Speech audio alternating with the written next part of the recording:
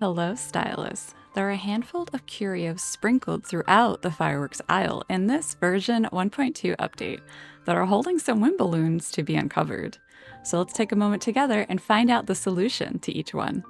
We're going to be starting at the curio right near the entrance after arriving and work our way clockwise around the aisles. Curio 1 is just beside the small cottage near the dock. In this one, we need to find a way across. So to do this, press the left switch so the water can drain out first. Then shift these boxes a bit that are now on the ground.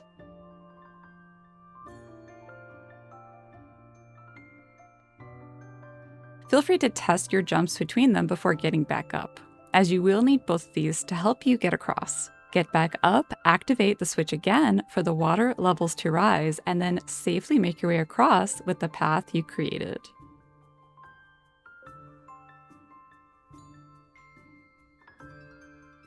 Curio number 2, I made my way northwest over from Songbreeze Highland Hillside Spire, but this one is just off the main path. We got some interesting contraptions in this one, as we need the large pink boxes raised to create our path. Let's start on the left side. Hit the switch and you'll see these pillars will shift their directions.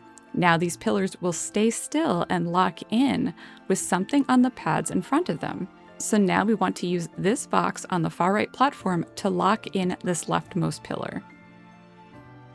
And maybe if you clicked the switch too fast from earlier, or you did it again by accident and the beams aren't in the right place, just keep shifting the pillars to the leftmost one has the beam facing towards the back and hitting the button there first. After the box is placed, we can now use it to help us get back to the original switch. Now aim for that corner to jump onto, and shift the right beam until it's also hitting its button.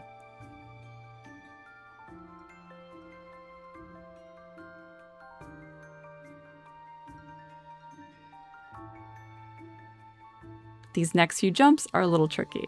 I suggest jumping off the corner towards the second pink box and make your way over to your well-deserved whim balloon right here. Curio 3 here is just off the main path.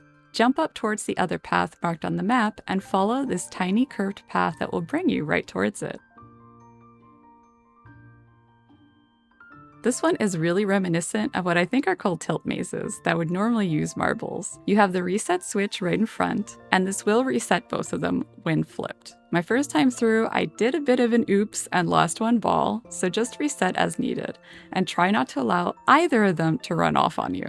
To fully solve this, you will want to tilt and control the maze by moving Nikki on the small square to control the physics of the board and allow you to control and maneuver these balls that will be rolling all around.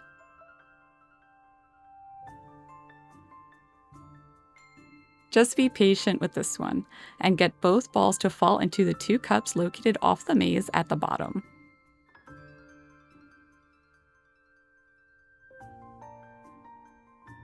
Once that's done, pick up your balloon. We can find Curio number 4 not too far off from the gloomy cavern entrance and spire. Take out the S-lings barring your path and head on in.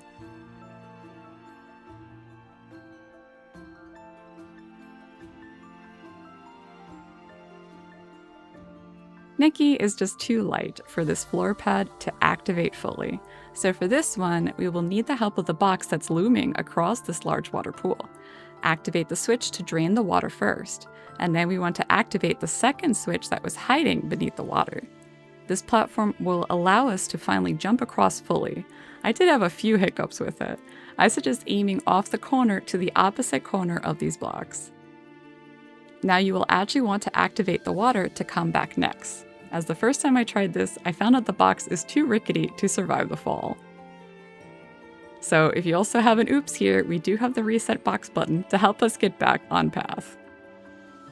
After pushing the box towards the water, we then drain the water again, and next we will utilize this middle platform to maneuver the box over to the other side.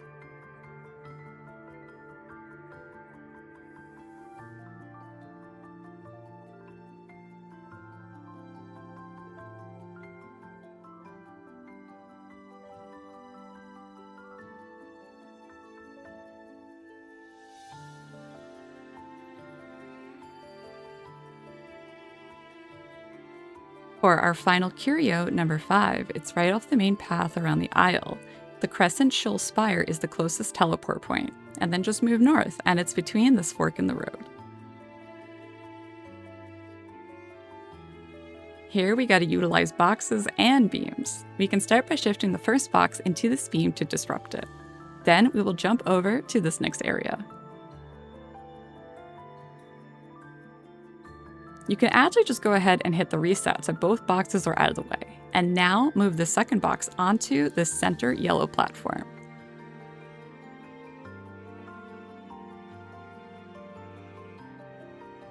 Now we can jump back to the first area and disrupt the beam here again to now create our path. Also, these beams don't actually hurt you. I naturally just try to avoid them, but you are safe walking through these. But pick up this balloon and you are all done with the curios on Firework's Isle. Thanks so much for watching. I hope my guide helped you locate and solve all the curios along the aisle. I'd appreciate it if you could like and subscribe, so I know you would enjoy more InfinityNikki content. How are you enjoying the Fireworks Isles update? Are you all done gathering all these cute and adorable free outfits? Let me know in the comments below. And hopefully, I'll see you all next time.